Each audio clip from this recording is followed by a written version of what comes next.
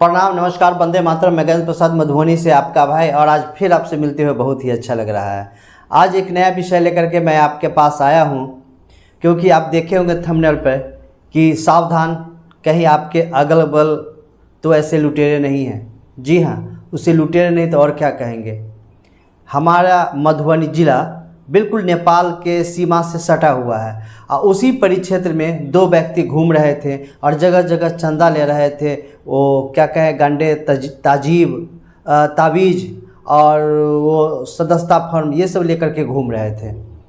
तो सोचिए, वो व्यक्ति घूम रहे थे और सभी से पैसा ले रहे थे। किस नाम पे? तो शिव शिष्यता के नाम पे, मुख्यालय के नाम पर, साहब श्री के का एक मंदिर बनाएंगे उस नाम पे ले रहे थे। सोचिए, ऐसे लुटेरे जगह जगह होंगे, निश्चित होंगे। हो सकता है कि आपका नज़र नहीं पड़ा हो, हमारा नज़र नहीं पड़ा हो, लेकिन हमारे एक गुरु भाई का नज़र उस पर पड़ गया और उन्होंने फ़ोन करके भोगेंद्र गुरु भाई को बुलाए सोटगांव से, जो कि मधुबनी ज़िला का ही एक नेपाल के सीमावर्ती क्षेत्र में पड़ता है। वहाँ से उनको बुलाया गया। वो जब गए तो देखे दो व्यक्ति। उनसे पूछा गया कि आप कौन हैं, कहाँ से आए हैं। तो कोई कहा कि हम मधुबनी ज़िला के सुदूर देहात के हैं, तो कोई कहा कि हम मुजफ्फरपुर ज़िला के हैं। लेकिन जब उससे इंक्वायरी किया गया, उसका आधार कार्ड वगैरह देखा गया, तो वो पता सब गलत था और वो झूठ फूस करके बोल रहा था। जब उसकी तलाशी ली गई तो उसके पास जानते हैं क्या क्या मिला? उसके पास मिला रसीद, चंदा रसीद, और वो चंदा रसीद था शिवरात्रि महोत्सव का, और एक चंदा रसीद था विष्णु महायज्ञ का, और विभिन्न नाम पर वो ले रहा था पैसा। आप उसका फ़ोटो आप स्क्रीन पर भी देख सकते हैं कि वो दो चंदा रसीद रखे हुआ था, दोनों का पैसा वो वसूल रहा था।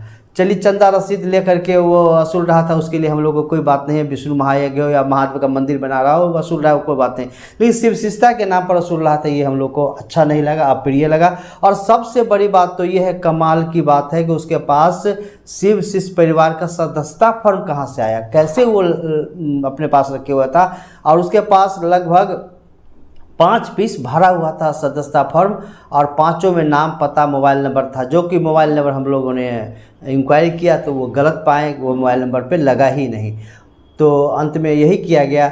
जी हाँ, आपको उस व्यक्ति का फ़ोटो भी दिखाते हैं, उस व्यक्ति का वीडियो भी दिखाते हैं, और आप उसको पहचानेंगे तब ना आप लोगों को बताएंगे कि ऐसे व्यक्ति से सावधान रहना है। और जब उस व्यक्ति को कहा गया कि आप ये जो सदस्यता फॉर्म है वो कहाँ से लाए, रजिस्ट्रेशन पर जो हम लोग का है शिव शिष्य परिवार को, वो कहाँ से लाए, तो बोले कि हमको सहरसा के गुरु भाई दिए हैं। जब उससे कड़ा से पूछा गया, थोड़ा सख्ती बरता गया, तो उसको कहा गया, वो कहा क्या कि हमको मधेपुरा के गुरु भाई दिए हैं।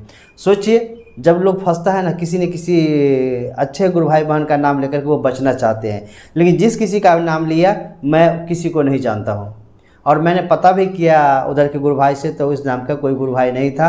तो कहने का मतलब कहीं न कहीं से वो रजिस्ट्रेशन फॉर्म को ऊपर कर लिया होगा, या स्वयं ही भरने के नाम पर ले लिया होगा, और वो इस तरह से पैसा वसूली का काम कर रहा है। और ये दो व्यक्ति हैं, और दोनों व्यक्ति तावीज़ रखे हुए था, यानी हमारी भोली भाली गुरु भाई गुरु बहन को वो तावीज़ देने के नाम पे वो पैसा का दोहन करता।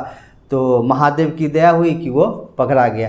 तो मैं आग्रह यही करूंगा आप सभी से कि आप सभी अपने अपने क्षेत्रों में सावधान रहें। इस तरह का जो बहुरूपिया है वो घूम रहा है, जो शिव शिष्यता के नाम पर पैसा वसूलता है, वसूल करके वो अपना न जाने किस तरह से व्यय करता है और खर्च करता है। परिणाम तो उसको मिलेगा ही, जो गलती कर रहा है उसका प्रारब्ध मिलेगा ही। लेकिन हम लोग सजग रहें, जगे रहें, लगे रहें, और ऐसे व्यक्ति से हमारे भोले भाले गुरु भाई बहन को बचाने का प्रयास करें।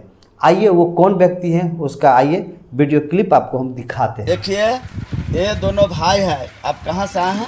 तुर्की से। ये तुर्की दरभंगा से आगे से आए हुए हैं। आपका कहाँ घर है? मधुबनी। इनका घर मधुबनी है। आप क्या बोल रहे हैं? मधुबनी में गुरु बना रहे हैं, गुरु का आसन लगा रहे हैं जी। ये बोल रहे हैं कि मैं गुरु हरिदानंद को आसन मधुबनी में लगा रहा हूँ जी, इसके लिए ये घूम रहे हैं। और ये दरभंगा से आगे के हैं। कौन गांव? दरभंगा से आगे। इधर घूमिए ना मोबाइल। ये बोलते हैं कि मैं तुर्की से आया हूँ। आपको कहाँ गुरु के आसन बनाना है? हम वही मधुबनी में आए हुए हैं। मधुबनी में आए हैं बनाने के लिए। आपको कौन भेजा है? हम खुद आए हुए हैं। अपने मन से घूम रहे हैं।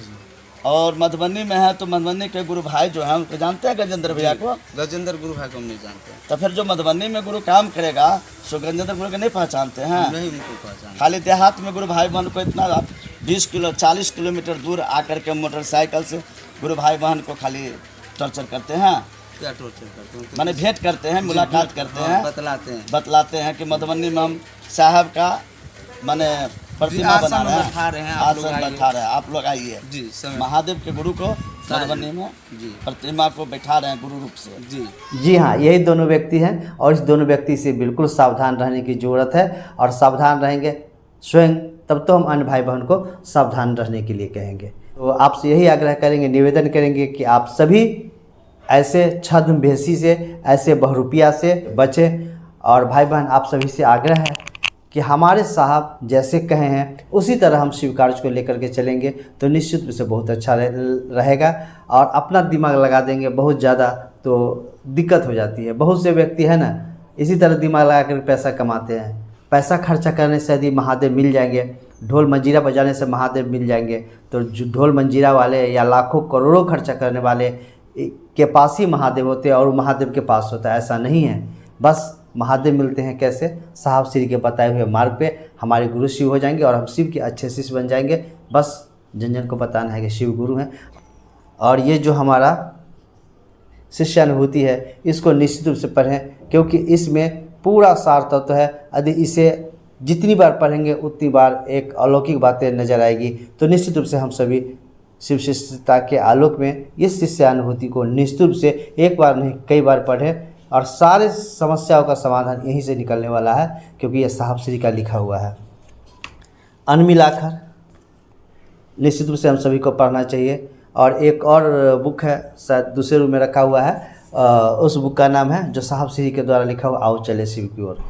निश्चित रूप से हम सभी को पढ़ना चाहिए, इसी से हम सभी को बल मिलेगा। और लोगों को भी आग्रह करना चाहिए कि आइए ये जो बुक है इसको पढ़िए। शिव चर्चा का जो साप्ताहिक आयोजन होता है ना, वहाँ निश्चित रूप से हम सभी को इस शिष्यानुभूति को पढ़ करके लोगों को बताना चाहिए। और अपनी जितनी समझ है हमारी हम सभी की, उस समझ के अनुसार लोगों को व्याख्या करके बताना चाहिए, समझाना चाहिए, जिससे कि समझ सके।